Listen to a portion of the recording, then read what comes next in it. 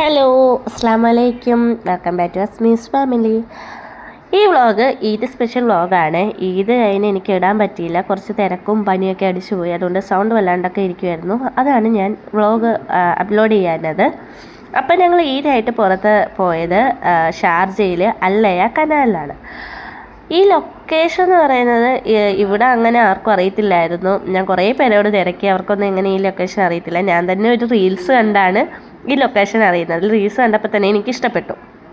അത് കഴിഞ്ഞ് ഞങ്ങൾ പിന്നെ ഗൂഗിൾ മാപ്പിൽ ലൊക്കേഷനൊക്കെ ഇട്ട് അവിടെ എത്തിക്കഴിഞ്ഞപ്പോഴോ എന്ത് വൈബ്, നൈസ് വൈബ് എന്ന് പറഞ്ഞാൽ നൈസ് വൈബ്, അടിപൊളി കാഴ്ചകളായിരുന്നു. സൈഡിൽ കുറേ കാറ്റാടി മരം പോലെ മരവും, അതിൻ്റെ സൈഡ് ബീച്ചിലും അതിൻ്റെ അപ്പുറം സൈഡ് കനാലും. അതുകൊണ്ടാണ് അല്ലയ കനാലിന് ഇതിൽ പേര് വന്നേക്കുന്നത്.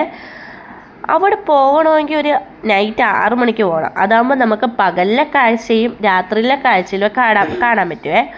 ഇവിടെ വന്നപ്പോഴാണ് അടിപൊളി തിരക്ക്. എന്ന് വെച്ചാൽ ഇതും കൂടെ അല്ലേ, അതിൻ്റെ എല്ലാവരും ഫാമിലീസായിട്ടൊക്കെ എല്ലാവരും ഇറങ്ങിയതായിരിക്കും. ഇവിടെ 4 ദിവസമൊക്കെ ലീവ് ഉണ്ടായിരുന്നേ ഈദായിട്ട്. അത് കഴിഞ്ഞ് ഞങ്ങൾ ഇവിടെ വന്നപ്പോൾ സൺറൈസും നൈസായിരുന്നു കേട്ടോ, നല്ല രസം. ഇവിടെ നമുക്കൊരു പോസിറ്റീവ് എനർജിയൊക്കെ കിട്ടും, നല്ല രസമായിരുന്നു. നമുക്ക് ഇടയ്ക്ക് ആലപ്പുഴ ബീച്ചൊക്കെ പോലെ തോന്നുന്നുണ്ടായിരുന്നു. പിന്നെ ഇവിടെ ഒരു സൈഡ് ബീച്ച്, അപ്പുറ സൈഡ് കനാലല്ലേ, അതിൻ്റെ നടുക്കൂടെ പാറക്കെട്ടും പിന്നെ ബ്രിഡ്ജൊക്കെ പോലെ ഇങ്ങനെ കടലിൻ്റെ 1 കിലോമീറ്ററോളം ഇങ്ങനെ പണിഞ്ഞിട്ടുണ്ട്. അപ്പം നമുക്ക് അങ്ങേയറ്റം വരെ കടൽ പകുതി 1 കിലോമീറ്ററോളം നമുക്ക് നടക്കാൻ പറ്റുമേ.